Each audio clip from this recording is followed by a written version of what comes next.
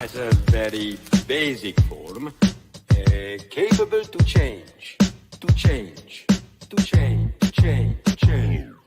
Tumbled and fumbled around instead. You know my head is like a Rubik's Cube. Except all them colors turn to blue. Unless I'm tumbling and fumbling with you. I'm tumbling and fumbling. I'm tumbling and fumbling. I'm tumbling and fumbling. Some turn my colors, baby, but just to prepare. 1 cube, 6 size, 9 stickers on nails, 54 squares. Turn my grooves, if you figure me out, I give you 20 moves. It's just the cube. Why does it feel like I got something to prove to you? The cube, capable to change. The cube, without a special. The cube, finally I succeed. The cube, nowadays, it's close to the cube. Do you remember the first time you saw The it? cube. Why do you think the cube is so popular? The cube became popular. Hello. We're back. Evening, all right? Not too bad, Richie. Just the two of us sitting tonight for a while. I know you might get Pete along in a little while, but Yeah, he's and moonlighting, isn't he? he's moonlighting. He is, but he's putting up a good fight, I'm sure, wherever he is. Yeah. We all have 3 people waiting in the green room as well tonight. But I think let's chat to you after the game at the weekend. Were you happy with the result? That's a stupid question, isn't it? 4-1, we don't particularly play well. Yeah, of course, I'm out of the moon, mate. I think, you know what, the only thing which was the downside of the actual performance was the goal conceding. And I think what was one of the main things I really took from watching the highlights, obviously I was away on Sunday, was Botman's reaction when they scored, when he absolutely lost it. Yeah, and he did exactly the same. Yeah, he did exactly the same against Fulham when they conceded late on as well. And it's great seeing that passion, that they're so determined to keep a clean sheet. Do you know what I mean? And I know it was like what you always say. It's like, you know, the game's already done and dusted, dead and buried. And it's nothing more than a consolation, but it's still nice that they're so, you know, it's not the days where you used to have to, you got a clean sheet bonus that was like really worth, you know, made a difference to your family. You know, these are just little bonuses they get now, monetary value that they get going focused. They're on, you know, the wage structure that they're on now and stuff like that's just, you know, not even in the same terms as what it used to be. But it's still nice that they've got that defenders want to defend, they want to keep the clean sheet, and it means everything to them. And just that passion that I know there was obviously defensive changes as well. It wasn't the normal back four at the time when we conceded it, but it's still nice to see that passion that they don't want to concede goals no matter what. No, you're right, Richie. And it's a mental thing that they want to be the best defense in the Premier League. But Eddie's high flying, high performing Mags. Yes. Right. Let's get our first guest on, or else we start talking about all the different topics and it'll be half an hour gone. Let's guess. Ryan was first in the chat, so let's get Ryan in right from the man cave. Here's Ryan, and I'm gonna do what I forgot to do the last time: is put you on the big screen. All our guests, so everyone gets to sample the man cave. So, how's life, Ryan? It's all good. How about you guys? All good. Yeah, all right. Yeah, you all right? Now some football, just for me playing video games, gym, Newcastle as well. It's all great. You know what? I find that's really, really good because Newcastle doing so well now. There's so much more online content about Newcastle, and I'm not just talking about the Newcastle podcast. I'm talking like, you know, mainstream now. It's really good to see the amount of content out there. And I know, no doubt, we'll talk about. I know Daz briefly mentioned Eddie Howe's High Performance podcast, and that was out yesterday, and that was just absolutely fantastic. Anybody who hasn't watched it yet, why haven't you watched it? But two, it seriously, it gives you a huge insight to the man that's leading our on-field exploits, and he's just different class. He really is. I don't know whether you've seen it yet, Ryan. I've seen like 90% of it. I got like 10-20 minutes to watch, but I think the best part, and I honestly didn't notice till now, but like I think the most fascinating thing is Eddie Howe during his time off, he was analyzing stuff like how to conduct team talks and like meetings. I thought that was class, and like you don't notice too, like you don't even think about it, but like it's good that I guess that giant like expansion that they had at Benton, like the train ground was I guess it was like a tactics like a player meeting room almost, and like Eddie Howe wanted to build that so it gets his player in the zone, and like they want to think tactically rather as conducting team meetings in the changing room when there's like jewelry, like you got your shoes, music, they're all as a surroundings, but then you're put in a new surrounding where it's chairs, big screen, like some monitors, all that, and like it gets the players all focused up, and I thought that was the most intriguing thing for me because Eddie Howe was like analyzing the most smallest bit of details, and all those small details add up to be big things. Yeah, Like just for the players' morale to like tactically as well, preparing them. Like I thought it was brilliant. Was that section that they built on? That was at St. James's Park in the home dressing room, I think. Yeah, it is. It's when they did the improvements like in the off season, where it's like the extra room that was on the back of it. Yeah. So I think when you had I think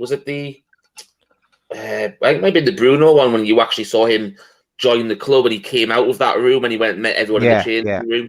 Yeah, so that's the room that this new tactics room that they've built out. So it's good. That means that everyone's looking at the coach and staff. They're not looking at the floor or tying a shoelace. That's what it is. Yeah. They go in that room, they sit down, they're focused, and it's obviously working. It's the smallest thing that you don't even think of until Eddie Howe speaks it.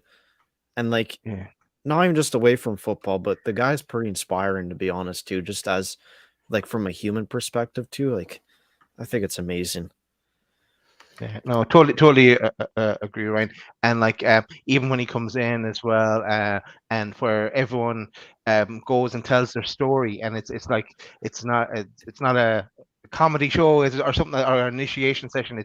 It's tell us about your life, or tell us about your background, or whatever you want to bring to the table, and they each take it in turn. It just building the bonds within the team, and I think I saw a story as well where after the Southampton game, didn't the team go out for dinner as well or something, just to get another bonding. It was the Villa game last week. Yeah. Oh, right, okay, cool.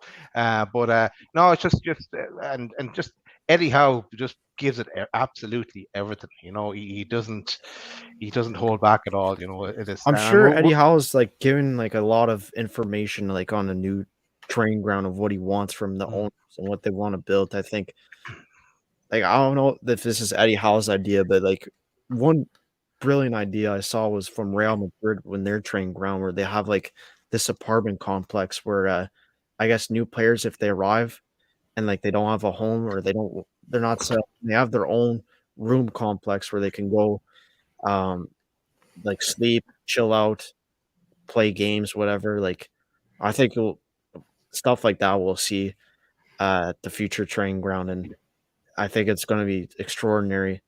I'm sure Eddie Howe will have a huge say in like impact of what that training ground's going to look like and be like. Yeah, and they'll take the best of what they see across the other clubs in around the world as well, and yeah, it'll be the place to be. Well, it's good too that Eddie Howe, like, he's obviously so engaged and like addicted to football. Like, he stepped back for a second. He's like, yeah, well, I'll get some opinions from non-football people. I'll go to like a rugby training ground complex.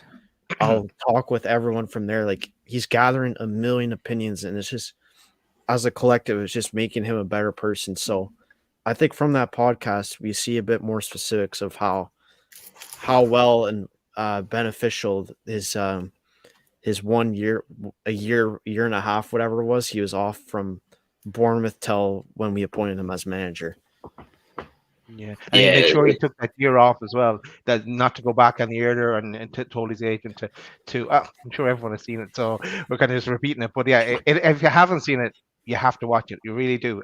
Take the time.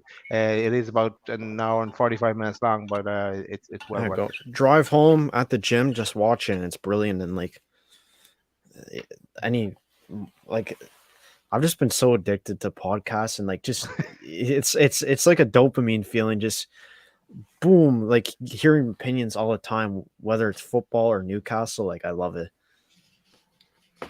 Awesome.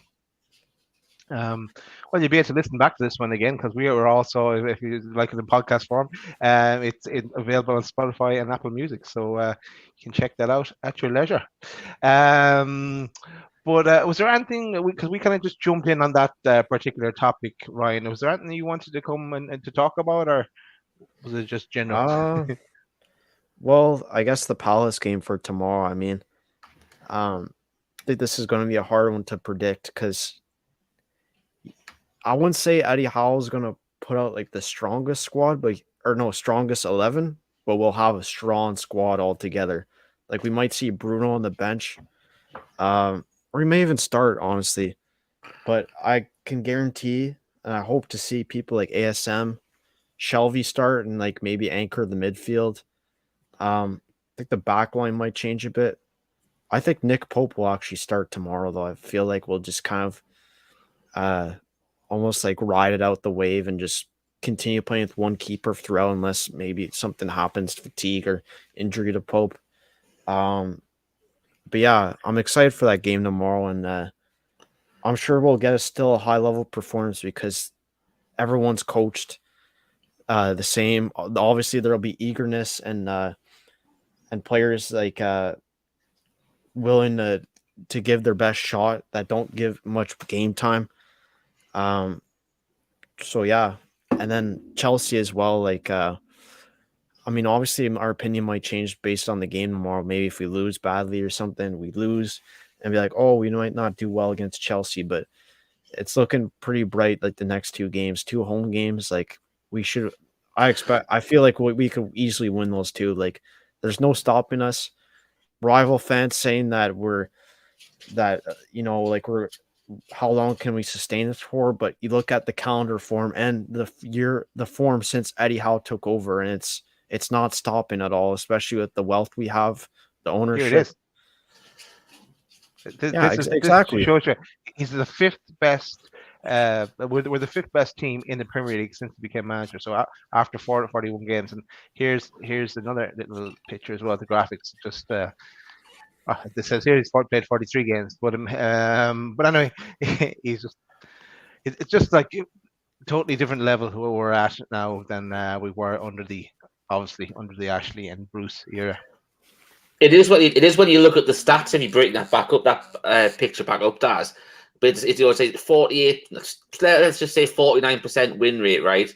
And the majority of the defeats came at the very start when he just inherited Bruce's team. So that actually goes. It'll be interesting to see. Obviously, I don't know what it'll probably get talked about again when the break comes out. But what actually Newcastle's record would be for the calendar year? Because obviously after the Chelsea game, we've only got 2 more. I think it's 2 more league games after that. I believe to round out the year before the transfer window opens. Yeah. Be interested to see what his stats are for the calendar year, not take into consideration and obviously November and December where he had that team that was just inherited off Bruce. Low on confidence, and then obviously you had Leicester, the game at Leicester, which we were awful, and then we had Liverpool, we had Man City, all in that period, Man United in that period in December after the Burnley win. So if you take all of those out, it'll be interesting to see what the actual win percentage would be. It'll be a hell of a lot higher on that. Oh yeah, I think whatever the win record is, like. It'll be amazing, and the best thing is that the real expectation really hasn't come for us yet. I think we almost have a bit of a free ride this season just to like finish top 10, but we're doing so well and not punching above our weight, but we're going above and beyond what we all thought we were capable of, and we're in 3rd place right now. Like it's amazing. The fact that we're all looking at our rival games and seeing results like if Tottenham would, like we're all hoping that Liverpool would win on Sunday, I think, and hope that Tottenham lose so we could actually claim 3rd spot. And obviously Chelsea losing too, like it just puts an even bigger gap between us and them. So it's a complete switch around from last year, but it's it's good that it's obviously a good switch.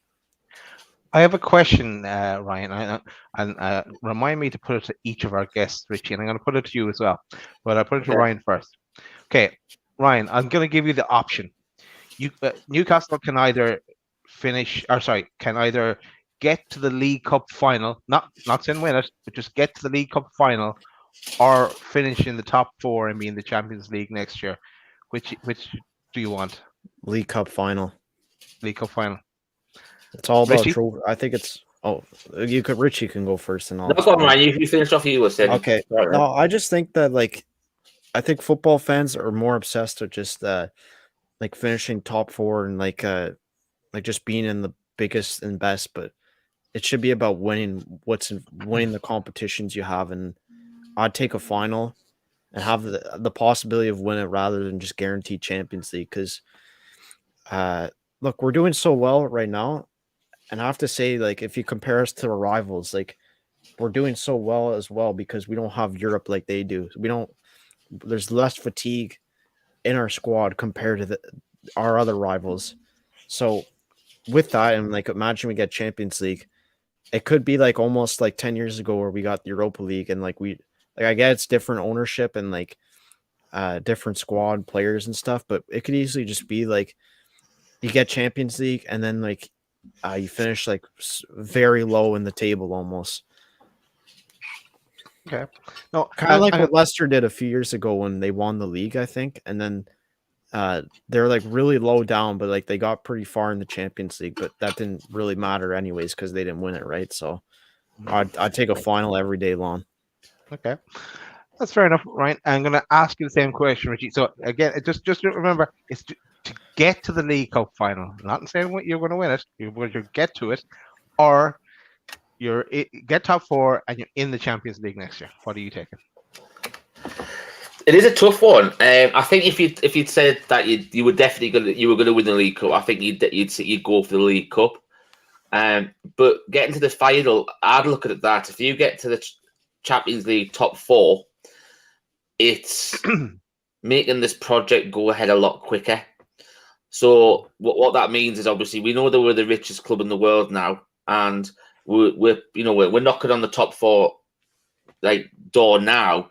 And we haven't spent multi-million pounds like Man City have, like Liverpool have, like Chelsea have, like Spurs have over the years. We've spent 216 million over a window, but we've spent nothing for the last 14 years. So we haven't even got what you would class as, technically an outstanding squad, really. If you go back to three quarters of the squad pretty much where. Relegation fodder last year, no good to, putting it in, there were no good to stay in the league and stuff like that. So for me, if you can get top 4 and Champions League football, or at least the chance to get into the qualifier if you finish 4th, for example, and qualify 3rd, the amount of players that you'll actually be able to draw to the club even earlier, strengthen the squad in depth, and for me, it's not like we have been for the last 50-odd years without winning a major trophy. There is a trophy coming in the next few years. And for me, even if I'd rather get Champions League football because it's going to put that project further ahead than where it should be. Because to me, I thought, you're going to win something like one of the cups. You could be winning the league in a few years. You don't know. For me, I'd be going top 4 just for how it boosts the project on. Because as I said, we are going to win a trophy within the next 3-4 years for definite, in my opinion. Okay, maybe I'll keep my opinion, so I'll let a few more people come on the show and give their. You're just going to go with whatever the majority says, Dan. I know what you like. I'm not. I can give you my opinion now. I think the one slight thing I disagree with is I feel like it's a bit of a myth that you can't attract the best players without Champions League. Look at what Man United did over the years when they got Ibra, Pogba, all these players when they're in Europa League. Maybe it's just the club name itself and Man United being so thought after, worldwide almost. But I think it's more just the vision that sells clubs. And obviously, Champions League helps, but I don't think it's the main factor to attract the best, the biggest, and the best. I think if you add on to that, Ryan, I think what you've got to look at is, people keep turning around saying, "Oh, you should be going after this name." We know when the takeover went through, everyone's saying, "Oh, they're going to go for this one. They're going to go for this one. This player, this Yeah. player."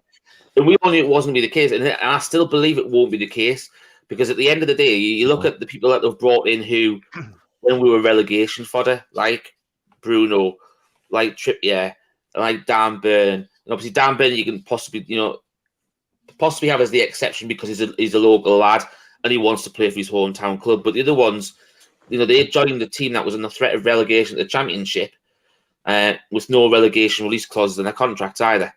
So I think one of the big things is going forward is going to be the character. Now you are going to have the right person. Yeah, I don't think we're going to go out there and just splash the money for the sake because we'll stick to the same recruitment policy and stuff like that. Yeah. But I just think it'd be like, obviously you hear the talk about Mudryk. He said that he's intrigued by the Newcastle project, but he wants Champions League football. So it's like you've got to.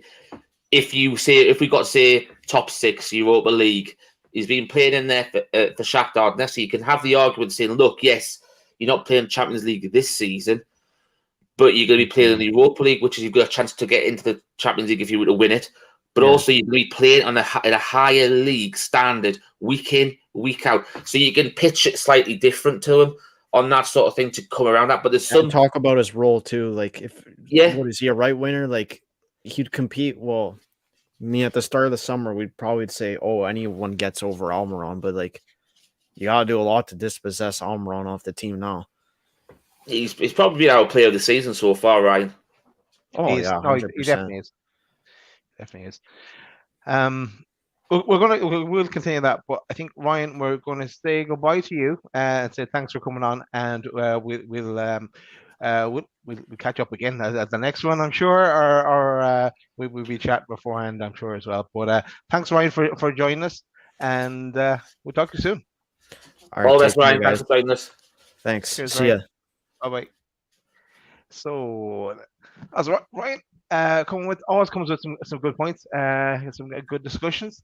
Richie, I'm going to do before we bring in our next guest. I just want to, because I will forget it. Is I want to talk about spend 5 minutes talking about some changes to our loaded merchandise. So I'll just bring up the Shyburns page. So this is the main Shyburns page, and Simon from the chat, one of our sponsors, where you can get all your Shyburns hoodies and hats and t-shirts. And you may have seen it in the past, but here's the loaded mag section of Shyburns page. And there has been in the past, and there still is, some t-shirts, the loaded t-shirt, the cup, the water bottle, the other cup as well, and the away days t-shirt in various different colors for us to click in there. What's being added is hoodies, hats, and hats. So if I just click in here for a second, now it comes up on euros on my page because I live in Ireland, but it'll come up depending on where you live. The price will adjust. But just want to show you what's available. Hoodies in various different colors. So you have the Saudi green, you have the Wilson, Callum Wilson white.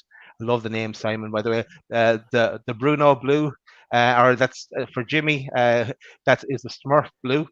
And the Grand Crowell green and gold for Ozzy, who Grand Crowell is made the World Cup squad as well, actually. Yeah. So that's brilliant news for Newcastle. We have the ASM French Navy. We've got the Nick Pope pink that matches kit. Cool. That is crap, though. I love that. As in great linking into Nick Pope there, and the Big Dan Burn Navy. I don't get the link in there with Big Dan Burn Navy, but I like the color. So that's hoodies. And also, so quickly, this is really a quick run through here of hats in a variety of different colors as well. Look, I'm not going to click on all the different colors. You can see them there. There's loads of different colors. Go check out the website, shyburns.com, and click on the loaded section if you're interested. Also, click on the rapper hat. And again in a few different colors. Actually, no, I wanted to tell you about one of these hats there. was the Botman Orange. Love that. Love the link in there with the Botman Orange. A nice one, Simon. And we have some pom-pom hats as well. Let me just scroll down a bit. Bobble, Golden man, pom-pom. not pom-pom, bobble. Oh yeah, that's what I would call it as well, but that's what's called here, pom-pom hat. And in a variety of different colors there as well. So if you're interested, you know where to go to check all that out. And thanks a million to Simon for getting the new loaded range on the site. But just a quick shout out there. Let's get our next guest on. Are you ready, Richie, for some sexual chocolate? Here he is. Here's the man himself. Right, Jimmy. Hey, how you doing? Even Jimmy, all right? Yeah. I thought Pete sucked at doing the ads, but you're right up there with him. You got some nice merch there. I kind of like that green one. The green one? Oh, the hoodie. Yeah, that might have to be a little Christmas present for me. Hey, will it be cold enough to wear that? It gets cold in Atlanta sometimes. No, maybe around February. Yeah, that's when it'll kick in. Yeah, you have plenty of time, so. Well, I mean, it's 70 here right now, but next week we're back to high of 50, low of 34. I've got a bone to pick with you, actually, Jimmy. Uh-oh. What are you comparing me to Subway sandwiches for? Well, you look like you can handle a nice sandwich. you said I was 5 foot tall or something like that, or 5 Subway sandwiches tall, or something like that. But, yeah. I mean, I'm pretty sure you got a little girth on you. It's okay. It's cold. It's cold over there. Right, let's move on. Jimmy, what topic were you going to bring to the table to us?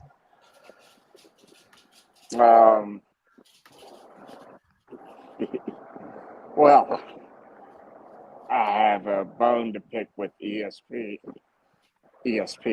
because they're streaming like the matches today and tomorrow. But of course, here in America, we don't get the Newcastle match because they're going to choose to show Liverpool's B side against Derby. And of course, one of the ESPN main channels is going to show the Leeds match. Because I guess they're contractually obligated to have to show every Jesse Marsh match before he gets fired. And this is why I hate ESPN's coverage. So I was just really glad they didn't get the World Cup. But other than that, hopefully I can find some kind of dodgy stream to get it. Yeah, that's what we have to do as well, Jimmy. Because over here in Ireland, I think it's the City game that's on TV. Yeah, it'll be City's B team versus Chelsea's B team tomorrow night. Oh God! I know. Yeah. And then they've got Villa, Man United on Thursday as well. So again, I know. Again, yeah. Another whipping. Well. It always, you know, that's something that always seems to happen, isn't it? You always seem to draw someone that you schedule to play in the league around about the same time. You end up playing like twice in 3 or 4 days or something. Yeah, it's kind of crazy. And going back to your question that you asked Ryan, who I must say is you take the jerseys down from his little man cave, and it looks like Jeffrey Dahmer's apartment. Ryan, feel free to come back on and defend yourself there. But yeah, if we went to a cup, I would want to win it. I don't want to just get there and lose. Yeah. If we could get, top 4, let's say we don't do well in the opening rounds of the Champions League, well, we get to drop down to Europa.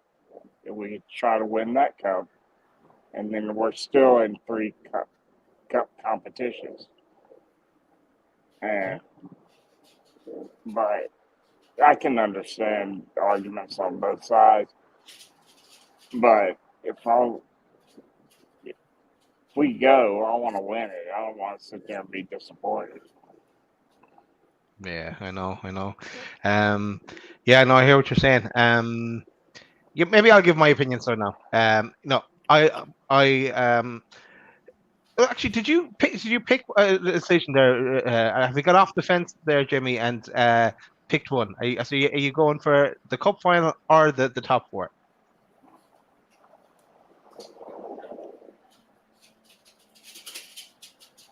It may be an unpopular opinion, but I'm going to say top 4. Top 4. Because you couldn't guarantee. I'm going to my opinion. You couldn't guarantee a win if you had said go to a cup and win a cup final, and I'm like, yeah, I'm there. Yeah.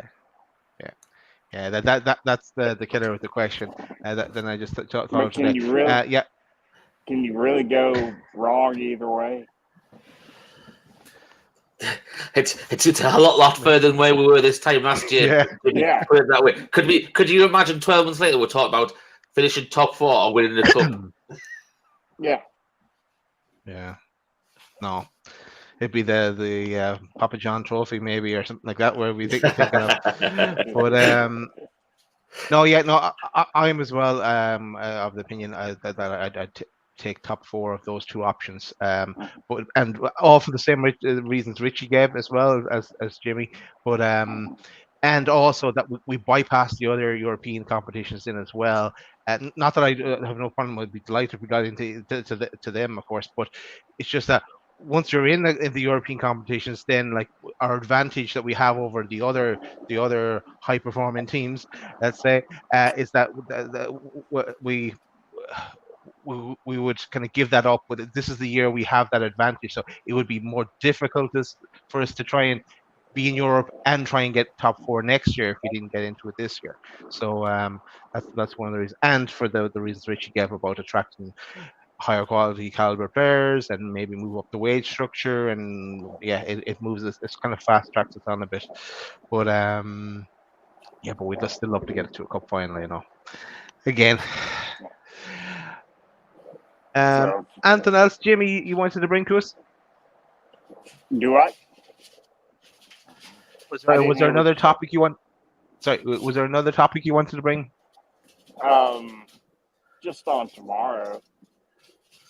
I think we're all in agreement that Wood's going to start. Like to see Maxey get a nice run in before Chelsea. Popey's going to stay. I think Big Joe will come back in. Wouldn't surprise me one bit to see Target. Yeah. He deserves a run out. Yeah, you could see players like Ryan Fraser giving a go as well potentially. I've got a feeling you'll probably see Jamal Lascelles tomorrow as well. I've got a feeling on that one as well. Yeah, because you've got to put some semblance of a strong team, because I know Crystal Palace is 10th in the table right now. Yeah.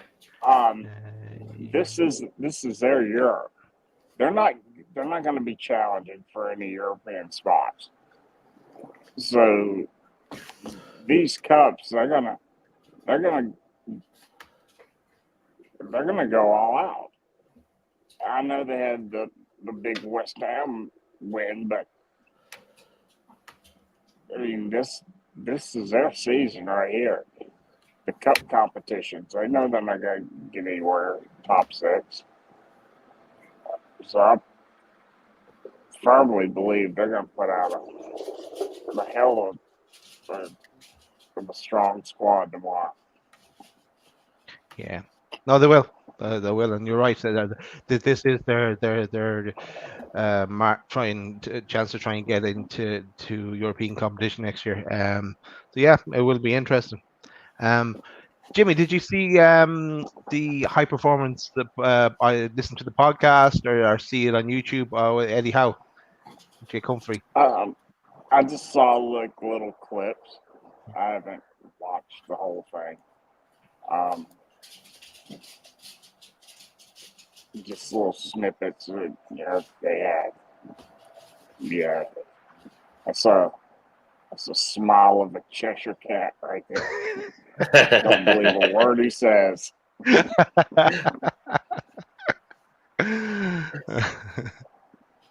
Nice one.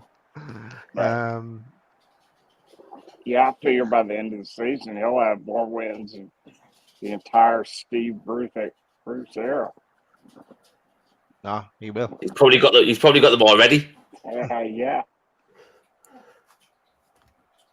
It's just funny how you look now how the on social media and everything how the narrative has shifted towards Newcastle. There's not, I mean, Ollie Holt, of course, is going to be a dick, but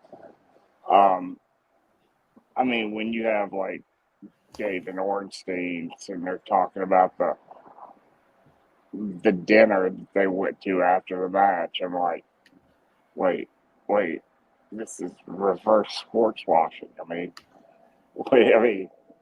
you're saying something good about Newcastle. It doesn't involve the ownership, or like, and it seems that's what a lot of them are doing now.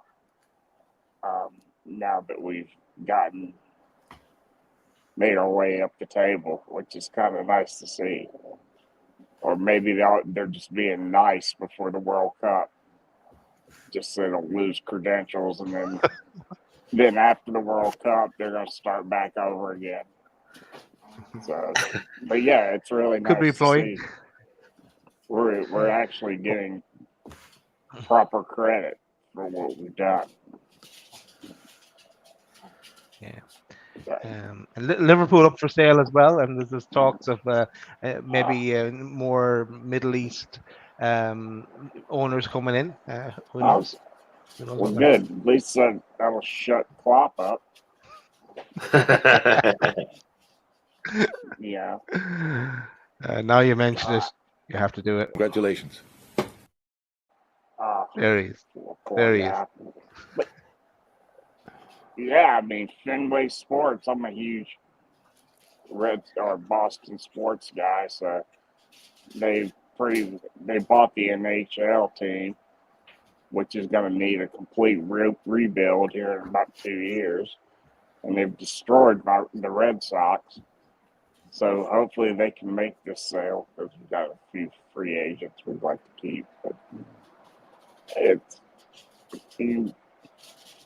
I guess they found out that, you got to have a little more money than what they've got to compete in football. I mean, at least top level football. So yeah, be interesting to see what happens there in time. But yeah, Jimmy, I think it's time to move you on. But to say thank you very much for joining us, and great to see some sun. Haven't seen sun for a while, so great to see it still exists somewhere. I mean, you haven't seen the top of your desk in a while. Look like he's all nice for a while, and then he starts the digs. Yeah, so that's why I can't buy that blue hoodie, because you'll never leave me alone. Tell Pete I said hello. We will. He missed We out. will. We will. We will, of course, Jimmy, and the other lad, Blaze, Oh, you'll tell him as Blaze. well. All right, you guys take it easy. Take care, Jimmy. Have a good All day. the best, Jimmy. See you soon, Bye-bye. mate. Bye-bye. There is Jimmy, of course. All of some with those one-liners, little things, just as he's leaving. Not the second time, just as he's leaving. But you have to give it to him. Yeah. Quick draw, already. Actually, you know what? I'm going to mention something else because since we did a little mention of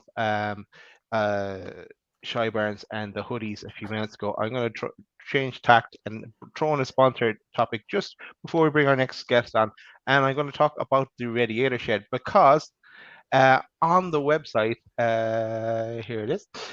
This is the website for Radiator Shed, and Russ, who we've mentioned before, and go check that out. You'll notice the logo that we always share.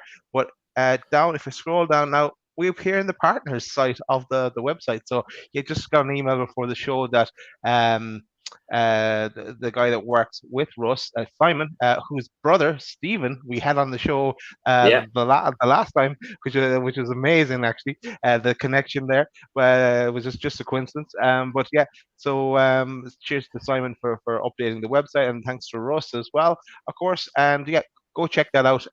We're always talking about the radiators that are available. Go check this site out, and what there's loads on offer there for you to see. And click in the shop and about and it'll tell you all about the Radiator Shed. So that's a little shout out to Russ and the lads. Right. Let's get our next guest on, Richie. Yeah. I've been waiting patiently for a while now. Here's Dazza. Hey, Hello, boys. All right. I'm fantastic. I can't stop smiling where we are in the league. I know. It's unbelievable, isn't it? I know, mate. This time last year, we're 19 and we're third top. Yeah. So it's just a great feeling to be where we are in the league. And Adam, we didn't play great on Saturday, on Sunday, but we won. It's the most important bit. And Eddie Howe, you've got to give the lad credit. And I watched his true podcast thing. I've watched it twice. It's that good. You listen in depth, don't you? Everything he says. Yeah. I was the first 5 minutes. I was just zoned into it. I know it is absolutely amazing, Darren. And you also get to kind of hear the background about how much he puts into it as well. And like he's given up so much as well, like the time with his families and like missing his kids' birthdays because he's got to take training those particular days. And so he does. I just, when I was watching, I was thinking, how long can he continue like this as well? Like it's just he's putting so much into it, you know.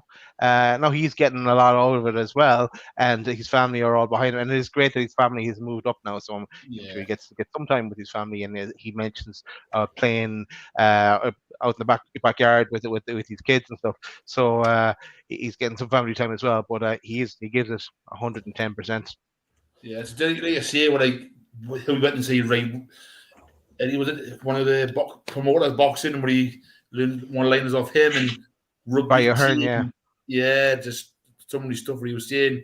You wouldn't know what he felt at first. I found that quite interesting, how he would have done bad and what he can improve on. But what I found interesting when he first come to the club, you didn't want to get negativity. You wanted positivity, and that's the first thing you mentioned, positivity, and you see what he works on, positivity. Yeah, I think in that podcast, even if you have no interest in football, I think everyone can learn something from that show. It's a lot of brilliant information in it, and just his approach to things as well. And what he did for his year off, like looking back at all these training sessions and documenting them, and then he can easily go back to or that was a good session, that might work in this situation, and refer back to it and hit the road, hit the ground running. And they also mentioned that when Mourinho started off coaching as well, because he was a translator first, he did something similar. That's what he was working with Sir Bobby Robson and learned a lot off him and stuff. So he probably had some kind of Bible he put together to go and to refer to as well. But interesting. Well, you see, you see on the players how much the players are together, how much they're working so hard for each other. Like everybody knows, every player knows their job on the pitch. There's not one player who doesn't. There's somebody like say, ESM, he's already played all season. To be fair, he's played Murphy, and I wasn't a massive Murphy lover, but he's still all right. He's come on and show Longstaff. He's covered some ground the last couple of days, mind you. But tomorrow, I think it's going to be a few changes in it for a good reason, because I think you'll rest Armour. I think you might play Fraser, and I reckon ESL will play Joe Linton, Shelby, Elliot Anderson. That's my prediction. I don't know. I'll be wrong on that. For me, I haven't really thought about who he's going to play because it's so difficult to second guess him at times. But I do think there's definitely going to be changes, and even more so from listening to that podcast, because he's so invested in everyone in the panel. Like he has to give them a chance at stages as well, and they're not going to get like. Let's Richie, you mentioned Jamal Lewis. I think you thought. I thought the Fells. Oh, Lascelles. Okay. So Lascelles, Lascelles should get a run out. Well, do you think then the likes of let's take Jamal Lewis? Do you think he'd get a run out? Because if he doesn't, like I don't think he will. But if he doesn't, he's never going to play for Newcastle again.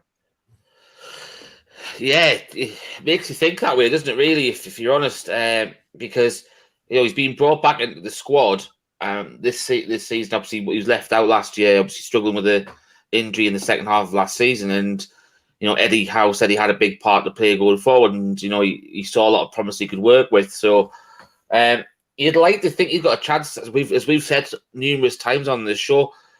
If Jurgen Klopp's after you, you're a decent player, but for whatever reason it is, it's just not worked for him at Newcastle. And I've got a feeling he'll probably go on loan second half of the season to give him some game time.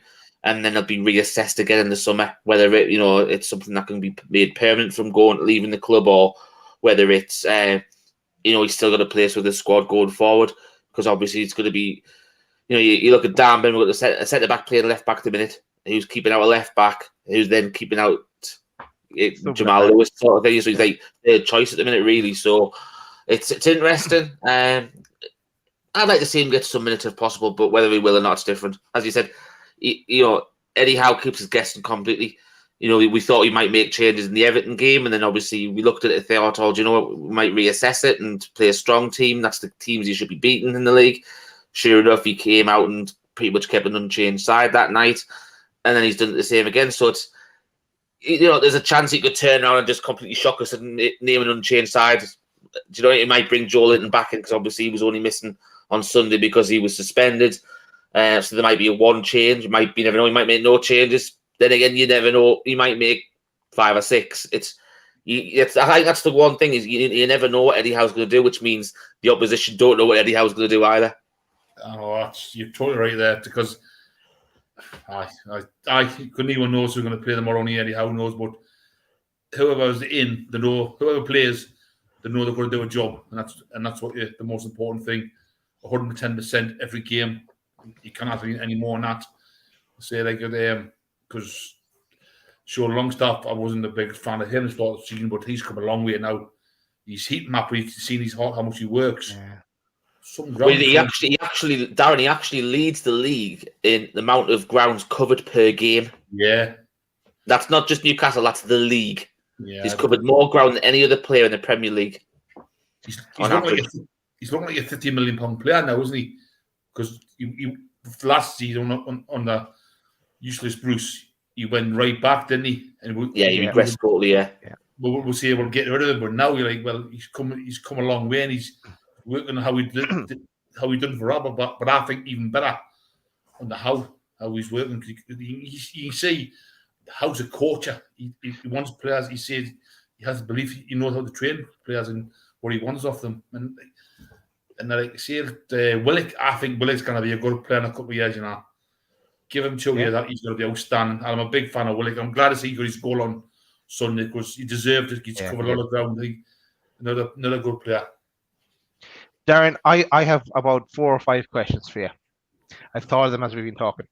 Right, first up, Sean Longstaff, after the World Cup, do you think he could potentially break into the England setup or at least get one cap from England for England? Yes, definitely. Keep the way he's going. He's got every chance. It can only get better next year on the Howe. So definitely yes, in my opinion. Okay, that's cool. And I think I'll put a little twist on that because when we spoke last week, I actually put the other twist on it was who do you think's got a greater chance of breaking in the England squad though, Joe Willock or Sean Longstaff? Ooh. I'd say Willock probably has a better chance. I don't know. I'm a big Willock fan. He's unsung hero, Willock. Willock for me too. Yeah, that's right. I said that as well. To be fair, last week.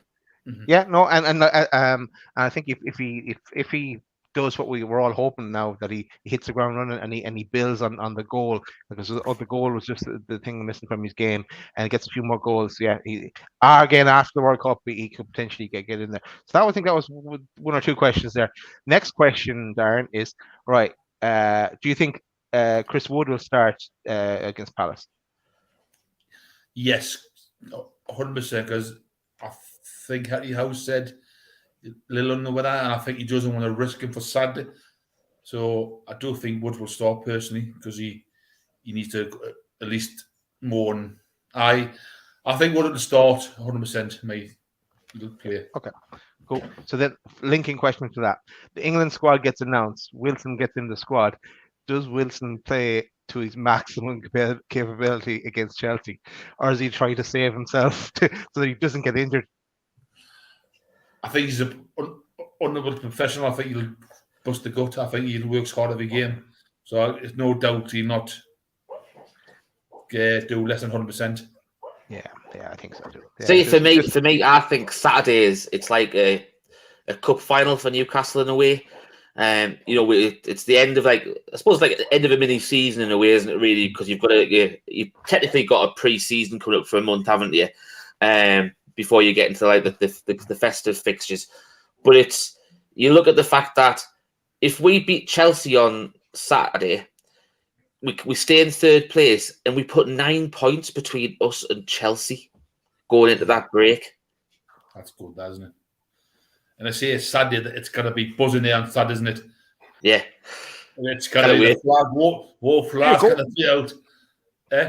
Are you going, Darren? Richie? Yes. I've got it. I'm there as well. Yeah. Okay. Yeah, I'm good. Nice one. It will be amazing. Right. That was at least 4 questions there. So the 5th question is the one that I put to everyone there, Jimmy, Ryan, Richie, and myself. So Darren, I'll ask it again in case anyone missed it. Newcastle this season can reach the League Cup final, not necessarily win it, but reach it, or they get top 4, which would mean that they're in the Champions League next season. Which of those two? You can only have one. Which are you taking? Reach the League Cup final. Because I know Eddie Howe's done a great job and he's kind of overachieving what the squad have got. And I'll take a League Cup final place any day of the week and I'll finish anywhere in the top 10. And that was my prediction at the end, start of the season. And I'll stick with that. I know every chance we could finish in the top 6. But that's League Cup final and anywhere in the top 6. You take that. Personally. Nice. I think that's why I thought. I thought it'd be kind of split down the middle of some people would jump at the chance, just a chance for the trophy, rather than the top 4 and guaranteed Champions League. Because we're finishing the Champions League, if we know we haven't got the squad to compete in the Champions League, and then I don't want to be the laughing stock. And how we're doing things now, slowly is the best way to do. And next season you could possibly, if we get strengthened I think what you could if you twist that on its head a little bit though, Daz, and you could turn on and say that if we win the Champions League now with this squad, yes, you possibly could be not firing on all cylinders against some of the teams you're coming up with. But if you look at if we were say, I think the summer comes around, bear in mind you've got January transfer window to come as well. So you've got 2 windows before possible Champions League campaign next year. You potentially could have anywhere between 5 and 7 new players, and we're talking about players of the caliber and the level of, Trippier, Bruno, Isak, and then obviously all the people like we've just been talking about. You couldn't resist, could you, Daz? And then you talk about people who have just been talking like Longstaff and Joe Linton. Sorry, not even Joe Linton. Like Willock, and they're going to be your squad players. These are the people you're going to be relying on to come on as a backup who've excelled this year as well. Now you've seen what they're like. Longstaff, as I mentioned, leads the league in coverage, per game, and then obviously the legs of what Willock. If they're the backups that are coming on to, like a League Cup game for tomorrow night, this time next season, for example, you're pretty optimistic about what your chances could be. No, I'm not saying we're going to go really, really far in the Champions League because obviously, we're still necessarily new to the Champions League if we were to qualify. But I'd still say I think we'd get out the group stages. I think we would too, because I think we would strengthen. But it is a lot, and I see what Darren's point is coming from. So it is a lot of changes then that they would need to make, and the slowly approach is working so far. If we do a big bang change, which we do need to do at some point in time, that would escalate us. That we would need to bring in more quality and shift out more as well, obviously. I just don't think Eddie Howe wants ego players in the squad. He wants honest and working players. And I like Champions League, it'll be great. Don't get us wrong. In theory, I would love it, but I like Eddie Howe's approach. You heard in that podcast how he likes players who has a mentality about himself, who works hard. You have to get. Yes, you want the big players, but he wants no big-headed players. And that's another thing you've got to consider. Yes, you want to finish the Champions League, but you want workers and you want normal lads who are going to work, wear that shirt of pride, not just come for the money. That's how I feel. No, I completely agree with you, Darren. I think there's still players out there who are Champions League caliber players. You look at Bruno, for example. Yeah. You know what I mean? He's like the shining light of what we're talking about here. He came to Newcastle, as we mentioned earlier on in this show. He came to Newcastle when we were relegation fodder. No relegation release clause. He bought into what the project was. And now I think what the dubious thing about anybody we bring into the club now, if we get to Champions League, this is something that we're going to have to expect going forward.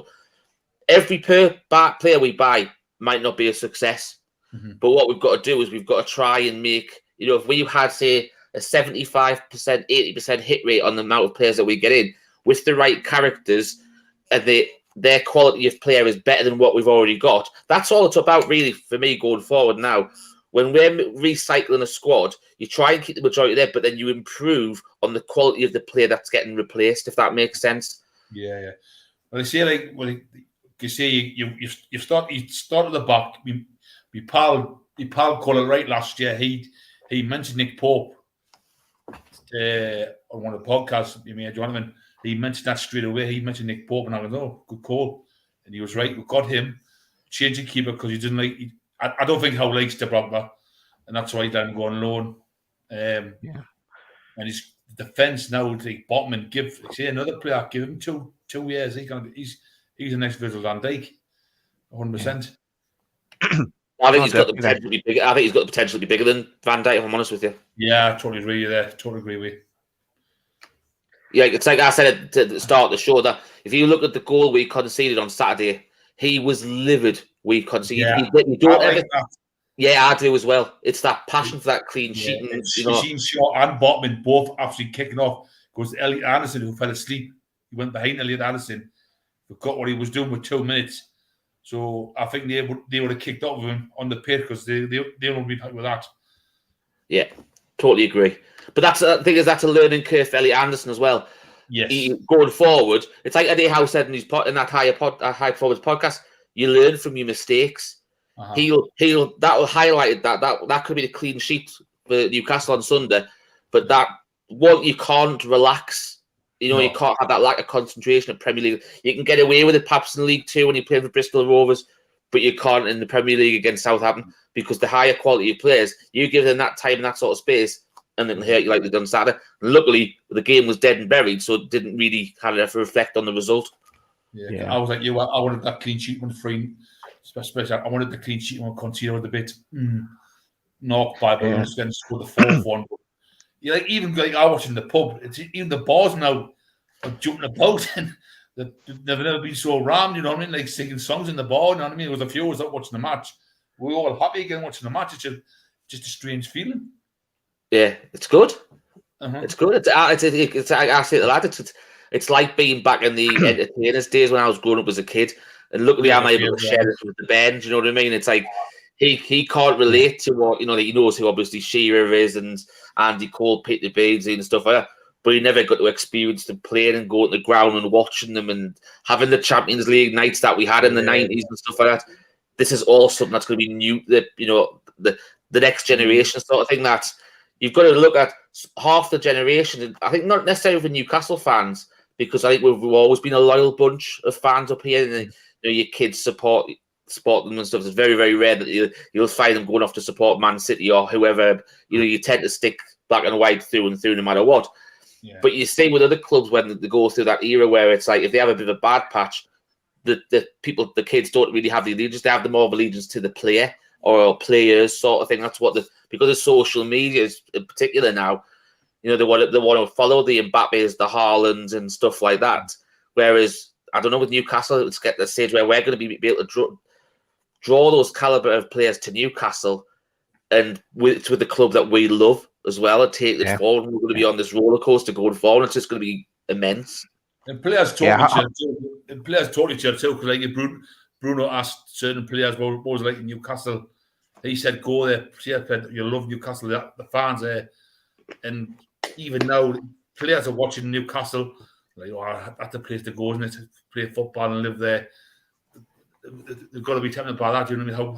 How we're going on the home games, war flags, and Bruno City. Bruno loves it up here.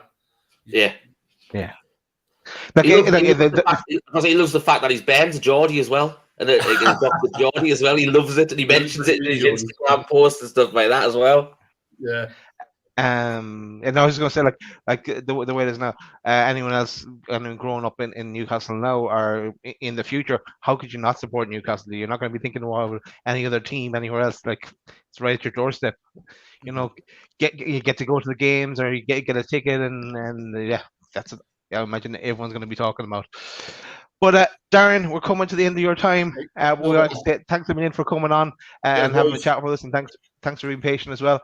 We'll enjoy the game on Saturday, and we'll catch you soon. Yeah, no, cheers, no, bye. Cheers, Dad. All the best, mate. That's Darren, and we have another guest in the green room. And before we get our next guest on, I'm on a roll with the sponsors, which I'll have them all done before the end of the show. I'm gonna give a shout out to I'll give a shout out to our three remaining sponsors just really quickly. I want to give a shout out to Machine House, Marty Machine House, and the range that's available from Marty Machine House in the shape of t-shirts and hoodies. And go check out the latest from Machine House online, and follow them on Twitter and Insta as well. Also give a shout out to Pins and Prints and the range that's available from Pins and Prints. Again, check out the latest on the site there for your posters and pins. And also a shout out to the Joy to Rise and Dean, and go check out the latest from Dean and the Geordie Rise. And as I mentioned before, there's a code. There is a code on for some of the sites there. Scrolling on the bottom, 10% discount if you use the code LoadedMag. also, just a reminder as well to people to make sure you hit that like button and make sure you subscribe. We're on a march to 5K. We have about 275 or something, or 85, 285 before we reach 5K. So we are on that march, and it would be great to break the 5K. But that is just a quick shout out to the remaining sponsors. Let's get our next guest on, Richie. Yeah. And it is, I think it's a new person to the channel. It's Tony. Welcome, Tony. Hi, Richie. Hi, Dazzy. All right, lads? Hi, Tony. All right, mate? Not too bad. man. Not too bad. Yeah, This is your first time on with us here, Tony, is it? Yeah, run the QBI Score the Fans Forum last year, you know. But yeah. I currently, I co-host on that show, and then also I have my own channel now. So yeah, which has only been going 2 weeks. But yeah, Nice one. Give it a shout out first of all. Where can people find you?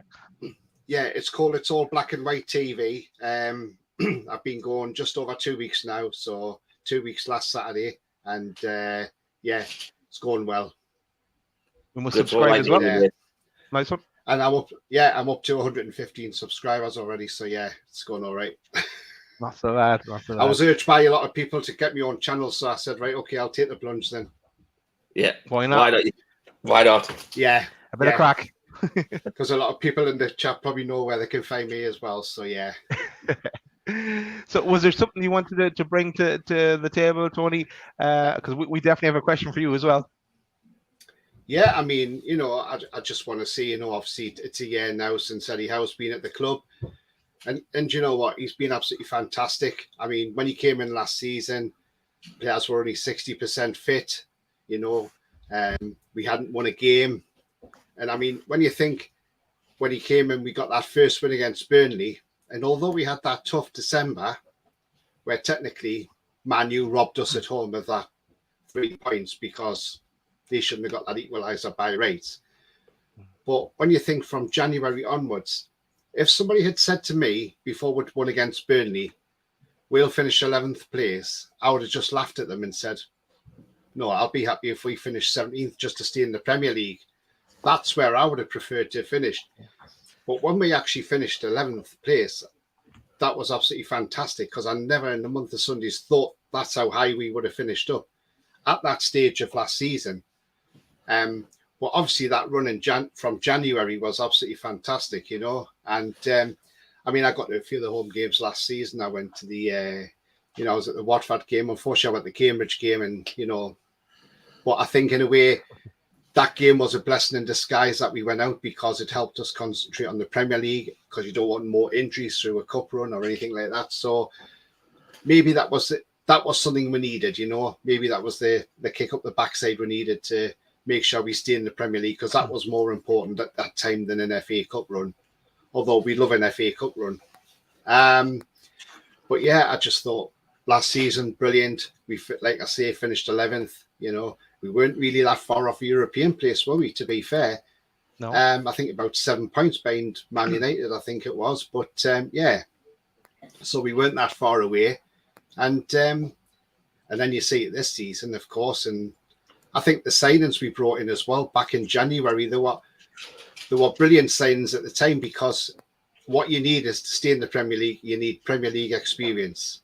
And you see a lot of these teams buy players from abroad and bring them in and they don't work. I know we brought Bruno in and he's absolutely brilliant, Bruno. But we brought Dan Burn in. We brought Chris Wood in, you know. I mean, Chris Wood done the best he could do for what we needed. And it wasn't his fault there was a £25 million release clause in his contract. That was obviously put there when he signed for Burnley. You know, we brought Trippier in, who's been absolutely fantastic. You know, I mean, he runs around like, I think, a 22-year-old, to be fair with you. And, you know, and we brought Target in as well. So, I mean, we brought some good players in at that time to keep us up. And then in the summer, we bought well. A lot of fans were saying, oh, walk away from Botman deal because it's not going to happen. He's going to go to Milan. And I thought, no, let's stick with it and see where we go. And we got him because Milan couldn't afford him because they were going through a takeover. So they couldn't, you know, we just put a bid and that blew them out the water. So, and to be at the top table now with clubs buying players, is much better than where we used to be. I mean, under the former owner, because I don't like to mention his name because I can't stand the guy, but for what he's done to the club. But we used to shop at Poundland with him. We now shop at Harrods. And there's a big difference when you shop from Poundland to Harrods, you know. Yeah. And but the players we brought in the summer, brilliant. I mean, Nick Pope bought a bargain at £10 million, you know, and yeah, and look where we are now. We're sitting third in the Premier League. Yeah, not getting carried away. I mean, some people are saying, do you think we'll finish top 4? And I said, look, let's see where we are in April. If we're only at that top 4 or in that top 4 in April, then go for it. Push for that top 4. But at the minute, it's nice where we are. We'll enjoy where we are now. We've got a World Cup break coming up, which I'm not really happy about, but you have to take that one on the chin. But there again, it means when we come back in December, after Christmas, we've then got the January window coming, so we can then strengthen in January to help that push up the league, which I think we will do anyway. We'll buy a couple of players at least, I think. But like I say, Eddie Howe's been absolutely fantastic. And, you know, I just wonder if a lot of these fans that were calling us, I mean, not just like Villa fans or Norwich fans at the time, you had Liverpool fans, Everton fans, all laughing because we took Eddie Howe on. But Eddie Howe has seen off 2 managers. He's seen off Dean Smith back to the Championship with Norwich, and he's seen off Steven Gerrard as well. Even though Martin Samuels said Newcastle missed a trick not getting Gerrard. Well, I'm sorry, Martin Samuels. We didn't miss a trick with Gerrard because look where we are with Eddie Howe. And there'll be a lot of clubs now looking at Eddie Howe thinking, wow, I wish we had took him on. And Eddie Howe's stock is really rising, and it's rising rapidly. Forget what happened at Bournemouth. Yes, they went down. But Bournemouth, no disrespect to them, don't have the kind of money that we've got. No. Do you know what? I'll be honest with you, Tony. I actually think that he could have done a good job without the money as well, because he's proved with the players that he's developed, as in, you look at Joe Linton, you look at Fabian Schär, you look at Almiron, you look at the resurgent in Willock and Longstaff as well. I still think we'd probably be a comfortable mid-table side without the money they'd spent. Yeah, I totally agree with that, Richie. I mean, you know, what he's done to Joe Linton. I mean, Joe Linton couldn't hit a barn door, could he? But now, look at him, and he's, you know, one of the best midfielders in the Premier League.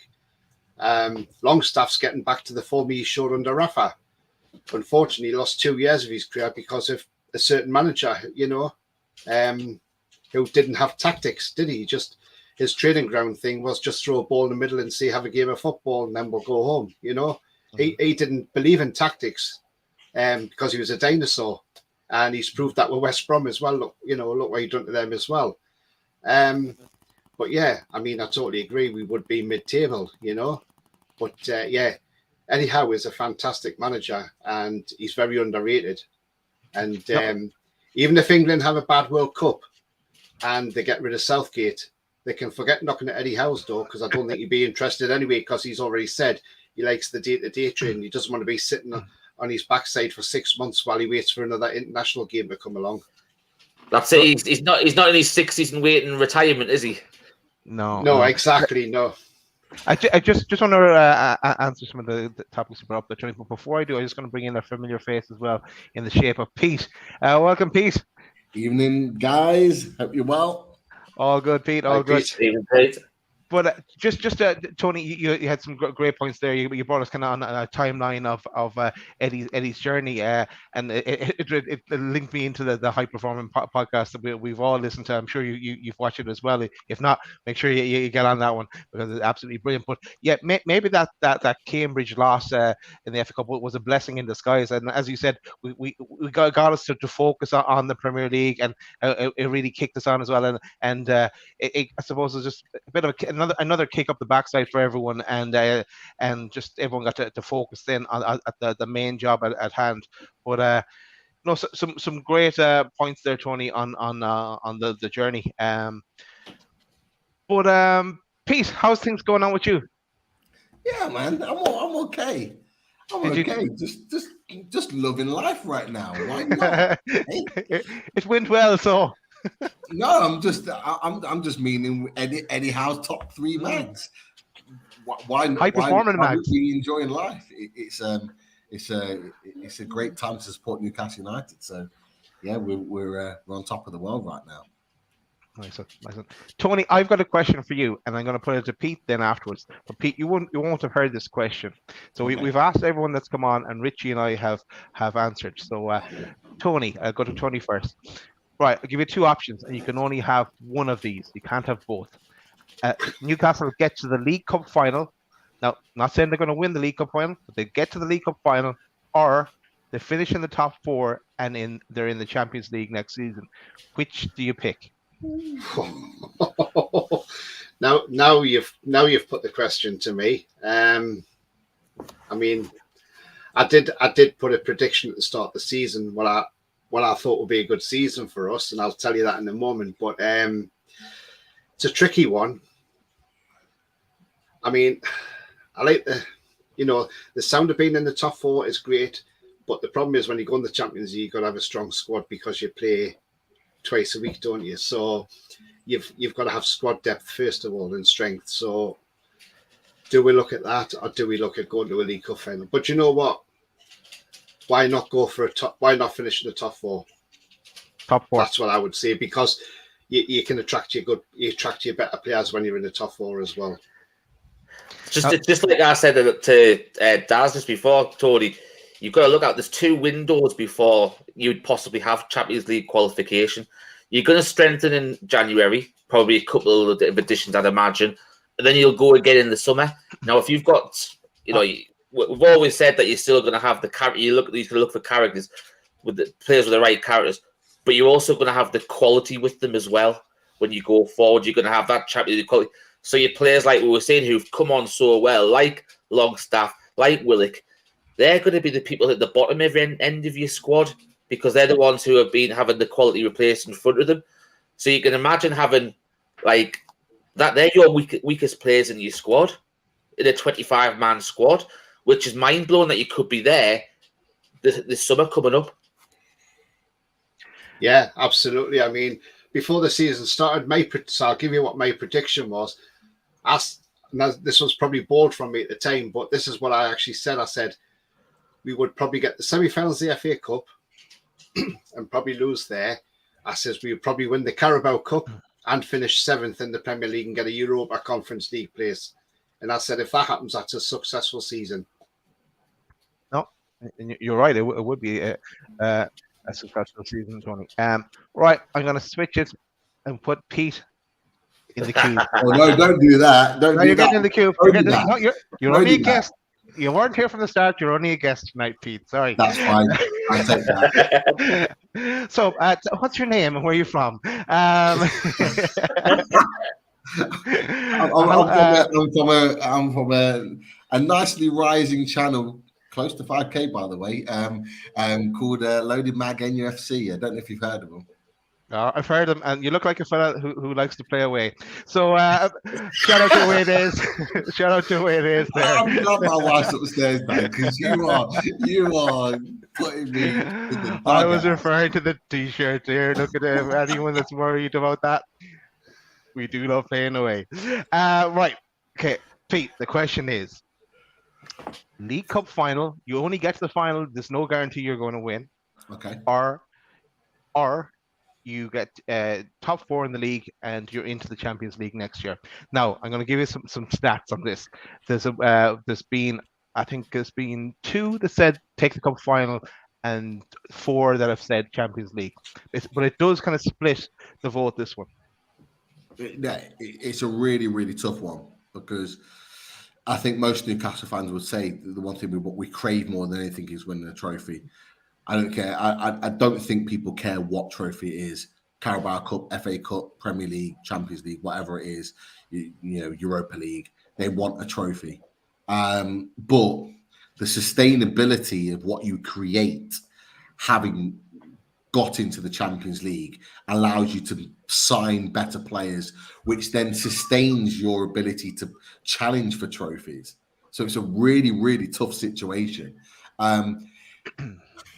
Might sound weird. People might get on my back off the back of this, but I'm going to say top 4 Champions League football. And the reason being is for that sustainability. Spending money, the money you get from Champions League football, you're looking close to, 70 to 100 million for a season for Champions League football. You know, potentially depending on how far you get. And you think about the money that we could spend and the players that we could attract to sustain that level of push for trophies and Champions League football again next season. It's just too great for me. And what that does, if we could achieve that this season, that puts us, and we discussed it on the 12-man show tonight, that for me puts us 2 years ahead of our project, which is just unbelievable from where we're at right now. I don't know whether you agree. Don't know whether people would disagree. I'm not sure. That was exactly what I said. You know, when you buy these extra quality players, you know, you go to a higher cup, but the trophies are going to come in the next 3 to 4 years anyway. When you've got a higher quality squad, you're going to be able to win these trophies, and Newcastle are going to be competing and winning trophies. And it's exactly what William Smith says here. I want the Champions League. The cups will come. And spot on. No, that's right. And look, it might be one that we might put out and load in and tag in two polls later. And might be an interest just to get the feel for it, because it's a great question, Dad. Honestly, it's a really good question, which I think would pull the fan base in so many different directions. Exactly. It's a great question. It really is. Yeah. By the morning, I'll probably have changed my mind, but I'm sticking to that one right now. and of course, who's to say we can't have both? That was not the question, I guess. But that was it. Tony, anything else you want to bring up while we have you on with us? Just the fact Sunday was a great game. Well, it was a great result, wasn't it? 4-1 against Southampton, and and to think that we didn't actually play too well, but the 4 shots on target all ended up in the back of the net, and teams must be frightened now, thinking if Newcastle aren't playing well, but they're still banging in 4 goals, that's frightening. And I think that's why Liverpool have put themselves up for sale, because they're scared. They're running scared, without a doubt. Yeah. But the big 6 are scared now. Yeah, definitely. This is why they're trying to block the takeover, Tony. Absolutely, Richie. And, was never going to happen, really, was it? And why do you think Hoffman quickly hot-footed out the Premier League? Because after the takeover went through, he resigned because he knew his job. He hadn't fulfilled his job of coming in and blocking the takeover. That's the reason he come to the Premier League, because up until he came in, there was no red flags. But once he came in, the red flags started appearing. Yeah, you're totally right. agree. You're right. Exactly. Yeah. Tony, thanks a million for joining us and making your debut on Loaded. I'm sure we'll see you back again. And make sure everyone goes and subscribes to Tony's side as well. Check out his shows and get him up the subs. We started ourselves about a year and a half ago, and we know what it's like. So jump on the bandwagon. Tony, thanks for joining us. We'll talk to you again. Thanks, lads. See you later. See you. See you. Bye. That was Tony.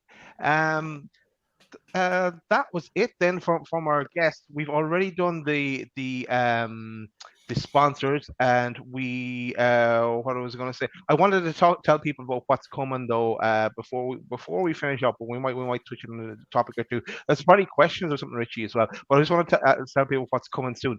So the first question asked is, Pete, do we have anything confirmed yet for away days? Not quite yet, although we will by Thursday. So it'll be Thursdays 7:30 is what we're looking at. We had a chat, Daz, about our potential guests, but those guests have just disappeared off the face of the planet. They're not available. They're not even on social media anymore. So really, really strange. I'll talk about it after the show. Wow. But there is a guest that I'm looking at getting on. Just waiting on confirmation. 7:30 Thursday, away days. We'll always preview the Newcastle game, no doubt. So we'll have somebody available. We'll have a good guest available where we can get some great questions and talking about a game where Eddie Howe's top 3 mags can get another victory potentially. Fingers crossed. Nice. And as you're talking about it in the build up, then we have the game to look forward to on the Saturday, I think it is, and then we have the reaction show as well. So hopefully it's all again with smiling faces, and as we sign off before the World Cup, we know we will definitely be still in the top four. But wouldn't it be nice for an extra 3 points and put a bit of distance between ourselves and Chelsea as well? So yeah, keep an eye out for that over the weekend. And then on Monday, I think it's at 7:30. We said we have returning to our shores, and I'll get rid of the banner. We have Roberto Roas is going to come back and join us and talk to us about Miggy, all things Miggy. We had Roberto back in, I think it was on the 10th of July, and the question we had at that time: would we sell or keep Miggy? And I'm glad we said we keep him in that show. A couple of months beforehand, we had other ideas, but yeah, we said we keep him. And Richie's probably laughing. Yeah, Richie's laughing and gloating in the background. Roberto, I was going to say that Roberto is really looking forward to coming on the show. We've literally only got a window of that Monday because he's busy with his journalism duties beforehand, and then he's in Miami for the other time, and he was like, I'm on holiday. I'm not coming. Yeah. I'm not available for any other time after that. So it was the only real time that we could kind of get him on to talk about Miggy. And as will probably be discussed, we've got a lot of different content available for the channel in the next few weeks. So yeah, it should be an exciting time. But looking forward to chatting to Roberto. We sure do, Pete. That list is amazing. Really, I'm looking forward to all the shows that we've coming up. Just while we're talking everything, Miggy, I've got a little story. We messaged us before we go to play with football team on a Monday night. And he goes, "I'm sitting in the Audi garage in Newcastle getting me car service, and guess who's sitting next to us at the table next to us? Miggy." Wow. He needed a new tyre and left his bank card at home, so the agent had to pay for it. How good's that? Did you take a picture? No, he's a Leeds fan. Oh, what? No way. What? He lives in Newcastle. Yeah, he lives in Durham. He's a good lad, but he's not. He's always been a Leeds fan since he was a kid. So it's like he's followed them all his life. Ask him if he wants a house trade. There you go, Pete. You don't know where he lives though. Yeah, you haven't checked out the house. Okay.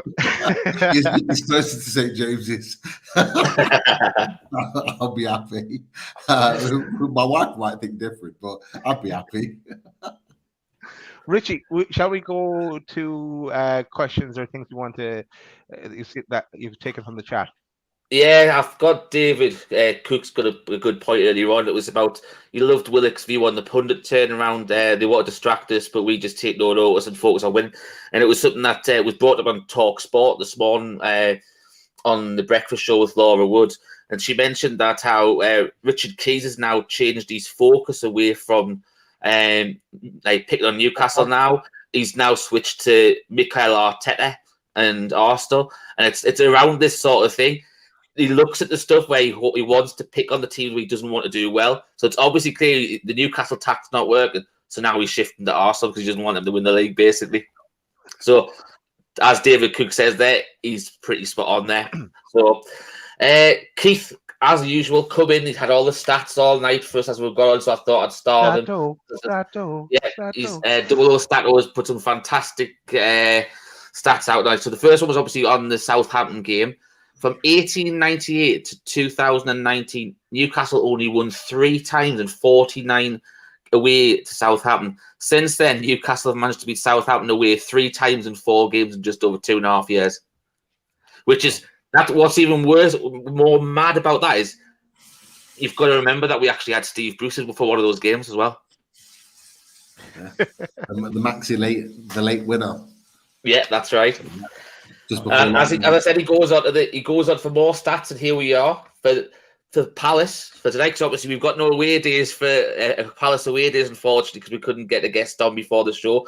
But he's lived up and not let Pete down when he's brought his Palace stats Listen, a tough game tomorrow night. Since 2014, NUFC have scored more than one goal in only one of their 13 Premier League matches against Crystal Palace. In the Premier League era, Crystal Palace have reached the semi-finals on 4 occasions in the 92-93 season, 94-95 season, 2001 season, and 2011-2012 season. Here we go. And again, keep going, take a breath. Whilst NUFC have never reached the League Cup semi-final since 1976, their best achievement in this competition has been getting to the quarter-finals on 7 occasions since 1992. So there we go. That's a few little stats there from Keith. Yeah, well, hang on, we have to do with this.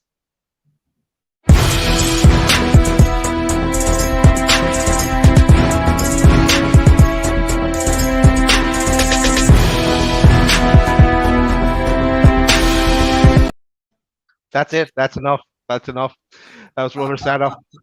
But you know what? He didn't just want to stop there as well. He went on to hear about what he wanted to give us his little answer to the League Cup top 4 debate, which we had, and he put down that Man City won their first trophy, the FA Cup, and finished 3rd Champions League for the first time in the same season, 2010-2011 season, the 3rd season after their takeover. I want to know Keith's answer now to the question whether you take the League Cup final or the top 4. Yeah, we'll put out the poll or something later on, and but I want to hear if Keith's still in the chat. I want to see Keith's answer on that. Yeah, Johnny Tune for Life. He is commented on that as well, saying he believes that Newcastle have to get 2 players in January and 3 in the summer, all with the qualities needed to compete in the European or Champions League next season. So he's saying at least 5 new signings with the quality that we need. David R's commented on the same topic, saying, would you guys feel like finishing 7th is a successful season as things currently stand? The fear is we go on a losing run at some point, which happens to most teams, which is why the World Cup timing is a pain. Daz, what's your thoughts on that? Yeah, I said at the start of the season top 8, and I'm happy, and I can't change that mid-season, even though we are doing we're 3rd. So finish 7th, I'll still take that, and I'll still be happy. I might want then that League Cup final now, or FA Cup final. Pete?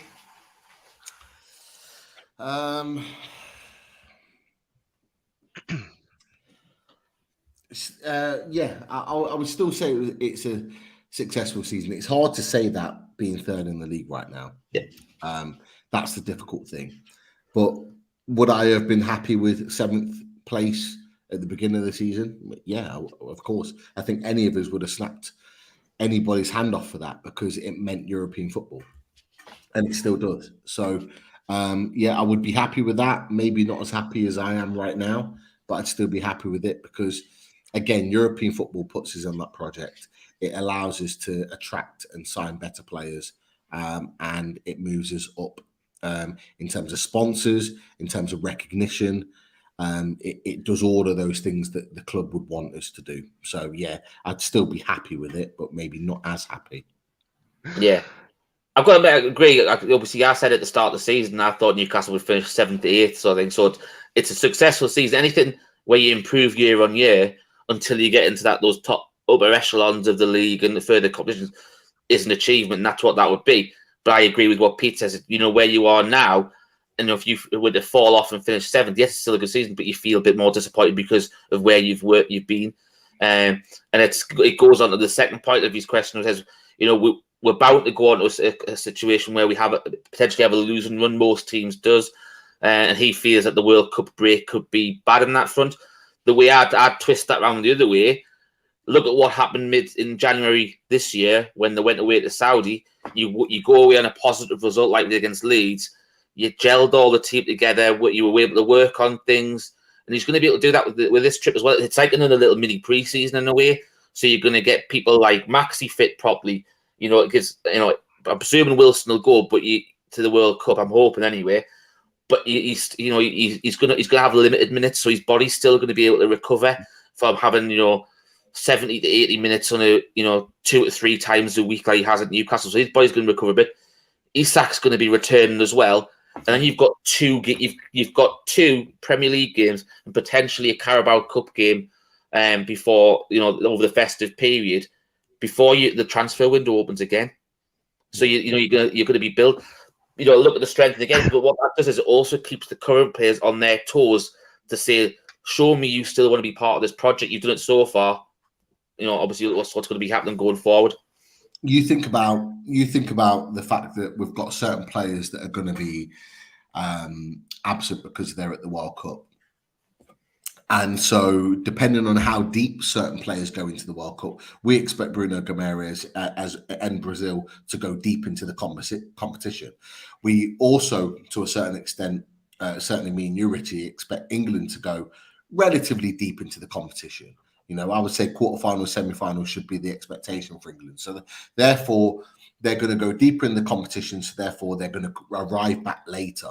So, what better players to have available who are not playing in the World Cup to come into a potential Carabao Cup game just before the Leicester game in Alan St-Maximin and Isak that have had a full second pre-season, had a number of friendlies under their belt and are fit and firing and ready to go. And it just gives those other players an extra few days to rest and recuperate, to be ready. For me, you touched on Wilson. For me, I think it's in the Newcastle's best interest for Wilson to go to the World Cup. And not because he's going to play loads of minutes, but for Wilson, this has been his aim since he signed for the club. He signed for Newcastle because he wanted to break into the World Cup squad. If he gets into that World Cup squad, he's achieved his aim. And for him, his mindset and his positivity and his mental strength will be through the roof. Just being a part of the squad and being in and around those quality players, training with the likes of Kane day in, day out, watching those type of players. He's going to come back a hungry tiger, even better than he was when he left, which is only a good thing for Newcastle, in my opinion. That's just before we move on. I want to there's a few things I wanted in the live chat. Yes, Richie, thanks for starring one of them.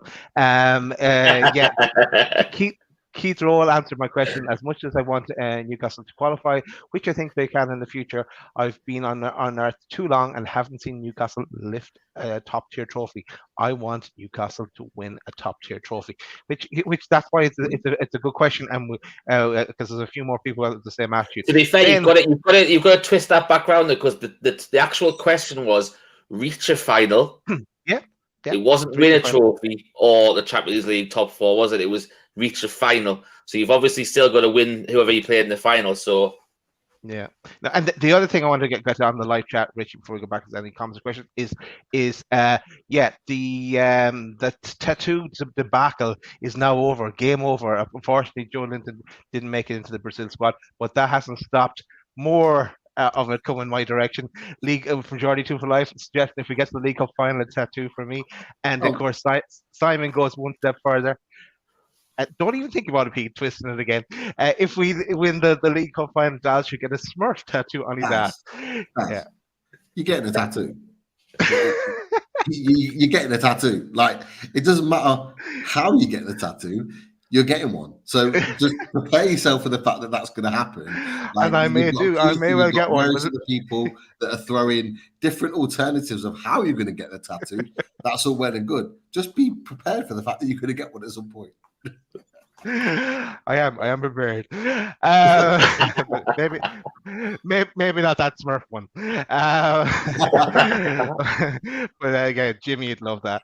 But and I don't mean that in any way related to Jimmy. Just he keeps calling me a Smurf.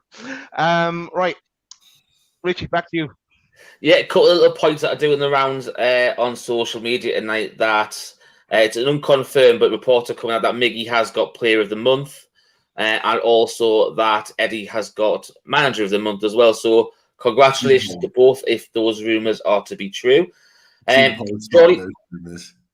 what, sorry? It was 2 polls that tweeted out those potential rumours. Yeah, he's probably right, but he's probably right. Yeah, it's where it comes from, I think. And to be fair, 9 times out of 10 he's right anyway, so it probably is. Didn't he say the other day he knows half the judges? Something like that. Shearer, Carragher, and a few more. Love it. He's got them in his inbox, hasn't he? Right, Joy 2 for Life, he says, we've got 2 more questions to get through before we round up the show. Joy Toon Valai says, lads, how do you see the Dubravka situation working out? Seems he's not playing for Man United. He's basically moved from sitting on the bench at Newcastle to sitting on the bench at Man United. What's your thoughts on that, lad? You go first, Pete. All I'll say is that his pride will cloud his judgment. His pride will make him stay at Man United and continue to sit on the bench. But the reality is that he's probably better off and got more chance of playing football if he comes back to Newcastle than he has at Man United. Man United are in a transition phase and they want their best players as much as possible playing as regular as possible. And David De Gea, the fact that David De Gea is playing in the Europa League tells you everything you need to know, is that Martin Dubravka is not going to play football at Newcastle. It probably wasn't even a signing that Erik ten Hag wanted. And the fact that he hasn't played any football says and suggests just that. So therefore, for me, I think he needs to come back to Newcastle and play second fiddle to Pope, because he's probably got more chance of playing football for Newcastle under Eddie Howe, but he won't. And it goes back to that pride of going to Manchester United and bigging up that move, which Newcastle fans weren't happy about. And then all of a sudden having to come back, I don't think he's going to want to make that move. Yeah, I think I loved Dubravka when he was with us, but it's been handled really badly. You don't believe everything that comes out of it, but just I can't see him coming back and playing for us now. I think if he does come back, it'll be to go on to somewhere else, and he doesn't have a future with us now. But if he wants to come back and he's willing to play second fiddle, as Pete said, but don't think it'll happen either. And he knuckles down, and it's all okay with Eddie Howe. In Eddie we trust. It's okay with me, but can't see it happening. Yeah, I can't see it happening either, to be fair. I know his loan move finishes in January, but I can imagine he'll go out on loan again, I think. Or he'll have a move permit. He wants first team football. Obviously, he wants to, he's an international as well and stuff like that. And you don't want to be sitting on the bench on a week-to-week basis. But, as Pete said, he's probably going to have more chance of playing for Newcastle in the cup competitions next season. The second half of the season. So I don't think he'll go anywhere else. I really don't. I think he'll stay at Man United. I think Man United will continue to, or feel comfortable to continue to pay his wages, just because if he leaves, they're going to have to potentially sign someone else to come in his place. So it's easier for them to keep him, but he'll be better off coming back to Newcastle. But it then goes back to a pride situation. I think he's going to hold on to staying at Man United for the off chance, the very slight off chance that David De Gea gets injured and then he gets his starting berth. That's what he's holding on to. He just wants to play, even if it's one game for Man United, to say he's played for Man United. This is what this move is all about. It's just to say that he's played for Manchester United, not because he's got better chance of playing there or playing regular games. It's just so he can say he's played at Manchester United, purely for his portfolio. Once he's had that one game at Man United or 2 games or whatever he has, he'll probably come back in the summer because they won't keep him and he'll just go off to any other club. But he'll have that on his CV, so he'll be able to demand a bigger contract and more money. Do you not think it'll be interesting to recall Dubravka? So then that means that they have to go out there and actually buy a new keeper. So some of the limited money they'll have in one of the difficult windows, they have to spend on a goalkeeper. That's really a strategic move there, if you like it. Well, to be fair, they did it with Chris Wood. Would you have really realistically paid 25 million for Chris Wood? Not really, but what you did is you weakened one of the probably the bigger teams that were down there with you by taking away their striker. Yeah, and look at what they did to us with Lingard. They probably did us a favour, but by and Henderson, wages, and Henderson as well. So, yeah. Screw them, yeah. Right, last point. It's off our friend Stato again. He says, "Daz, Richie, Pete, are you not worried that if Newcastle qualified for the Champions League too soon, they could get embarrassed like Rangers and Celtic did this last season?" Now, we've already touched on this a little bit before you came on, Pete, but for me, going off the Rangers and Celtic isn't really a comparison because would you take any of the Rangers or Celtic players in the Newcastle squad now? No. So Would you Newcastle have are Riley already guy, maybe? Newcastle are already going to go into the Champions League if they were to get there with a stronger squad now, and we're going to strengthen by that time, in my opinion. So I don't think we would have get. But me and Daz both said if we got the Champions League next season, Pete, with between probably 5 and 7 players will probably come in over the next 2 windows, I'd imagine. So you're not anywhere between 2 in January, between 3 and 5 in the summer. Possibly. Could you get out of the group stage, do you reckon? I think we get out of the group. And to quote a podcaster from a team that's currently in Europe, there's still farmers, as he likes to call them, in that teams that get into the Champions League group stages as well. So we're going to get out of the group, depending on what kind of group we get landed into as well. But we're talking about groups in Champions League. We'll roll it back a bit now. Sorry, Pete, your thoughts? No. I think you're absolutely right. I think we've got a great chance of getting out of the group, depending on obviously it depends on what group it is. I think. And it depends on what you mean by getting out of the group. I think we'd get out of the group still playing European football, whether it was third, second, or first. Because our seeding's quite low, we would probably get one of the top teams, which is not a bad thing because we'd want one of the top teams if we were coming into the Champions League, because that's what it's about, playing against the top teams. But from what Richie said, we're absolutely right in that we are equipped so much better than Rangers and Celtic. I wouldn't take any one of Rangers and Celtic's players in their first team to replace any of Newcastle United's players, because we're so far better equipped than them right now.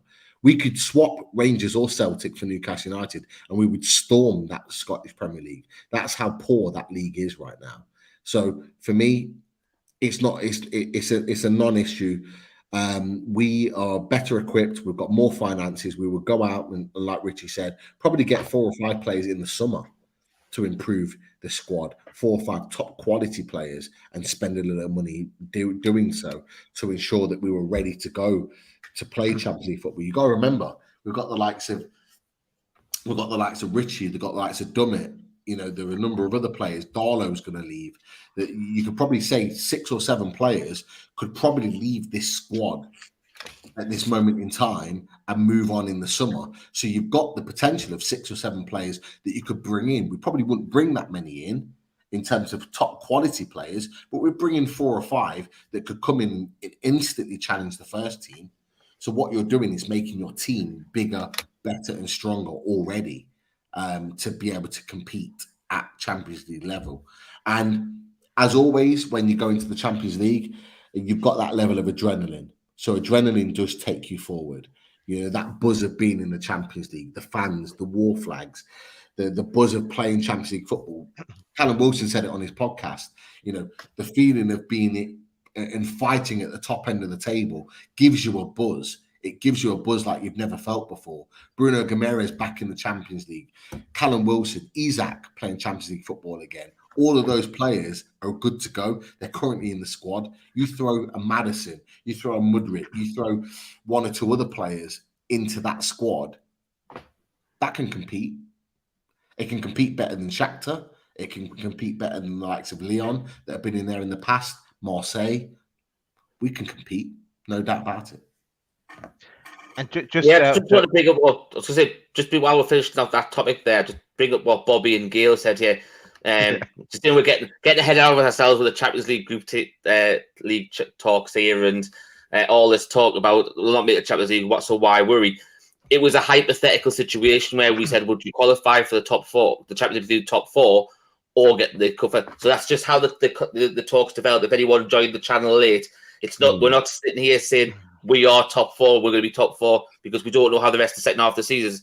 Can we stay there? There's a possibility, but at the end of it, there's a long way to go. And it was a hypothetical question. That's how it came on. So that's just a bit of background history for those two, in case they missed it at the start. But if you tune in to our next show, we'll be talking about the World Club Championship and the Super Cup and everything else we're going to be in as well. I've got one question for you boys, actually. Go on. I've got one question for you boys. In that,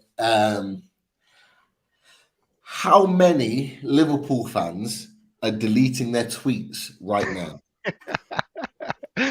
Yes, I know where you're going with this one. Yeah. Every single person that has LFC in their bio. Definitely. And why do we think that? Oh, because they would welcome what may be coming their direction. I was talking to a Liverpool fan today, and he said, "Bring it on, bring it on." Exactly. Why wouldn't they? Why wouldn't they? Of course they would. It's so interesting. It's so interesting that when there's a sniff of a multi-billionaire owner that's willing to splash lots and lots of money at the club, that all of a sudden there's no human rights issues, there's no issues around the Middle East, and all of a sudden they're very, very welcoming of these particular owners. Isn't it really, really interesting? And it was in particular Liverpool that, one, tried to stop the takeover, and two, were banging the drum about human rights and all the rest of it and all the other stuff that was going on and pointing the fingers at Newcastle United fans. Aren't they very, very interesting that now they're in a position that they are in, that they are kind of pushing that all away and saying, yes, we would take them. One word, Pete. Congratulations. He'll be well happy. Right. Was that it for all the questions? Yeah, it was. That's everything that was relevant. And we've told people what's coming next as well. We said we have our away days, we'll have a reaction show, and we'll have Roberto on with us as well on next Monday. So that is it. We've done the sponsors as well. Thanks everyone for joining us. Thanks everyone who came on and joined us for the cube and answered the tricky question as well. But yeah, and what's left to do is make sure you hit that subscribe button and make sure you hit the like button. Thanks for everyone. Right, we'll leave it there. How do you like that? How you like